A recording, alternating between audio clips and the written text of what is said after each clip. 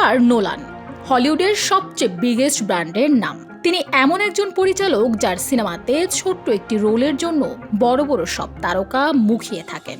দুনিয়া জুড়ে দর্শকেরা অপেক্ষায় থাকেন তার নতুন সিনেমা কখন আসবে, কারণ ক্রিস্টোফার নোলান মানেই নতুন এক অভিজ্ঞতা আর বক্স অফিসে বন্যা।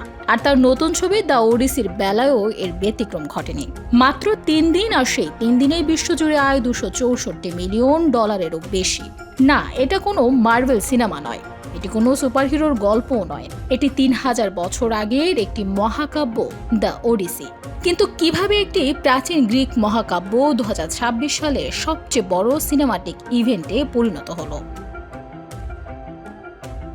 সিনেমাটি মুক্তির আগে প্রত্যাশা ছিল আকাশ ছোঁয়া, কিন্তু মুক্তির পর যা ঘটেছে তা ছড়িয়ে গেছে সব পূর্বাভাস। প্রথম সপ্তাহেই $264.1 মিলিয়ন আয় করে দ্য ওডিসি। এর মধ্যে উত্তর আমেরিকা থেকে এসেছে $124.5 মিলিয়ন, আর আন্তর্জাতিক বাজার থেকে এসেছে প্রায় $140 মিলিয়ন। এটাই এখন ক্রিস্টোফার নোলানের ক্যারিয়ারের সবচেয়ে বড় ওপেনিং। ওপেনহাইমার, ইনসেপশন, এমনকি দ্য ডার্ক নাইটকেও পেছনে ফেলেছে এই সিনেমা। আর এই সাফল্যের আরেকটি বড় কারণ আইম্যাক্স। বিশ্বজুড়ে আইম্যাক্স সেগুলোর টিকিট মুক্তির আগেই প্রায় শেষ হয়ে যায়। অনেক দর্শক শুধু নোলানের সিনেমা আইম্যাক্সে দেখার জন্য শত শত কিলোমিটার ভ্রমণ করেছেন। জানা গেছে উদ্বোধনী সপ্তাহের মোট আয়ের 20%-এরও বেশি এসেছে শুধু আইম্যাক্স থেকেই। ভারতীয় সিনেমাটি দুর্দান্ত ব্যবসা করেছে।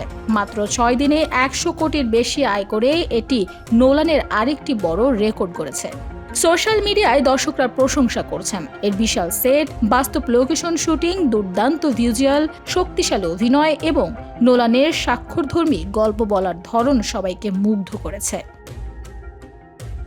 ক্রিস্টোফার নোলান আবারও প্রমাণ করলেন ভালো গল্প, অসাধারণ নির্মাণ আর বড় পর্দার অভিজ্ঞতা এখনও বিশ্বজুড়ে কোটি কোটি মানুষকে সিনেমা হলে টেনে আনতে পারে।